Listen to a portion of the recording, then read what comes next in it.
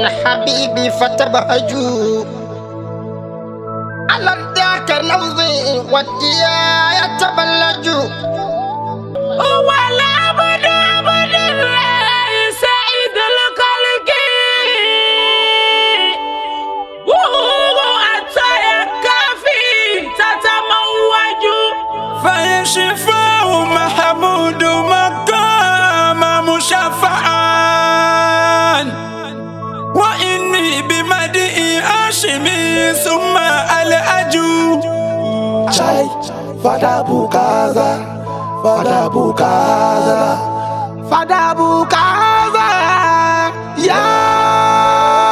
ṣé ẹ tún gbọ́ ẹnìkan ò ṣerú eléyìí rí o a ti ń gbọ́ orin azikiri lọ́dún tó pẹ́ wọ́n máa ń kọ́ lédè Lárúbáwá ni wọ́n kì í túmọ̀ ẹ̀ lédè Yorùbá azikiri onítùmọ̀ làkọ́lé eléyìí bí wọ́n ṣe ń kọ́ lughatul arabiyya ni wọ́n ń kọ́ lédè Yorùbá.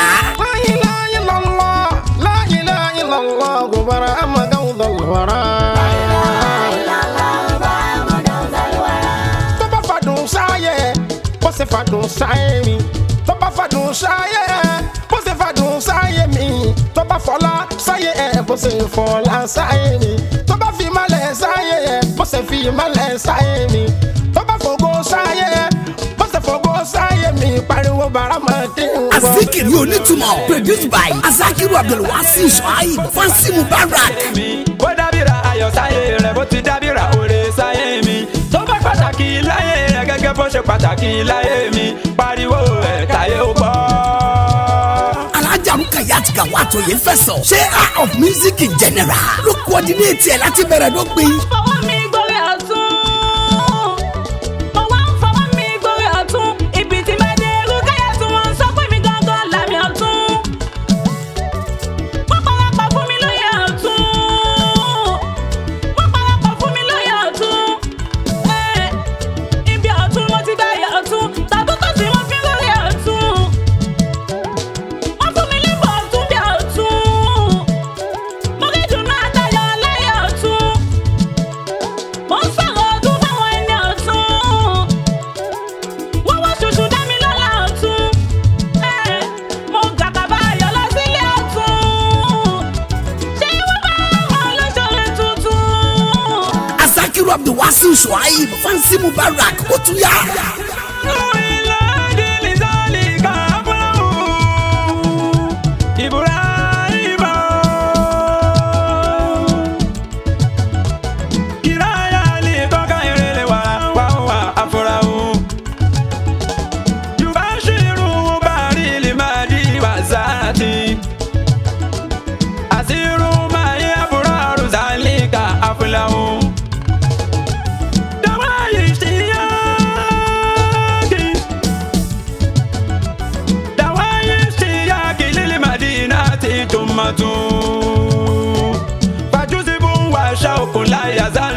ìkan tún lélẹ̀ lẹ́nu Azakira Aishat Umuniyas.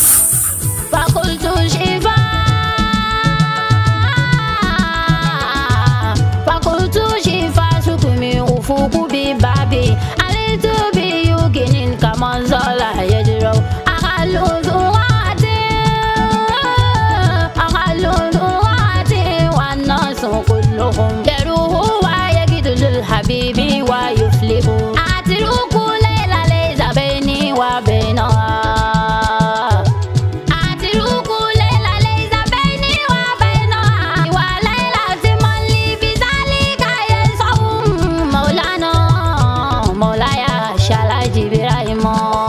ẹ tún gbọ́kàn sí Azakiru Ismail tí ò kọ́ mọ̀nà Mubarak ó yá.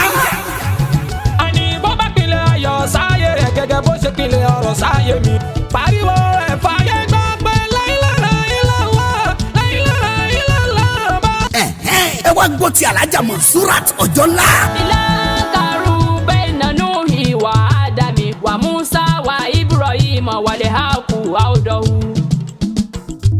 wà Isa mọ̀ọ́sì wà wàrúhì láìnà wà kẹ́límọ́tù húnájìlú bàtúlì wà áfúsọ̀hù.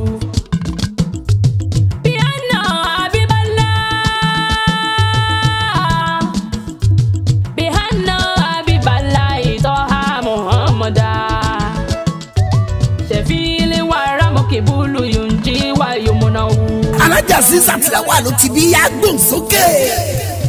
ẹni máa kọ́ ni ní ìmọ̀ rẹ̀ ló yẹ káwọn o. ẹni máa kọ́ ni ní ìmọ̀ táwọn fi káyé já táwọn fi ṣàǹfààní ìmọ̀ rẹ̀ ló yẹ káwọn. Haji Kabiru Alayandere Asalatu, Dean of Islamic Music, láwùdà. ẹni tó lọ wọ ṣàpọ̀lẹ̀ fún ṣọlá àgbáyé tó bu àyà o. ọ̀nà bàrámọ̀ yìí bu àyà o. ó ṣe lábí láwùjọ ó ṣe lápèsè lágbàáyé pátápátá yáyọ chai. gbogbo àgbáyé pátá fọlá ẹ̀kọ́rọ̀ ìdùnnú múrídẹ́. ṣé wú bàrámọ̀ lè tán ọ̀la yìí ìmọ̀lẹ̀ ńlá tó kárí ayé. ẹ wo eléyìí kọjá àfẹnuròyìn azikiri onítùmọ̀ ni kò wáyé rí kò ṣẹlẹ̀ rí àgbọ̀túngbà àwòtúnwò ni ó kọjá bẹ́ẹ̀ àti gbé jáde wìtìwìtì ló ń ta o marketed and distributed by Ridwan Lai Okiki Films and Music Productions Ami Arena Shopping Complex Bọ́ládé Òṣòdì Lagos audio CD àti VCD oní Islam tàbí àkọlé ẹ̀ ní azikiri onítùmọ̀ àgbékalẹ̀ tó gbọ̀nà àràyọ ni ẹ gbà bẹ́ẹ̀ ó ti jáde ẹ tètè lọ ra tiyín o.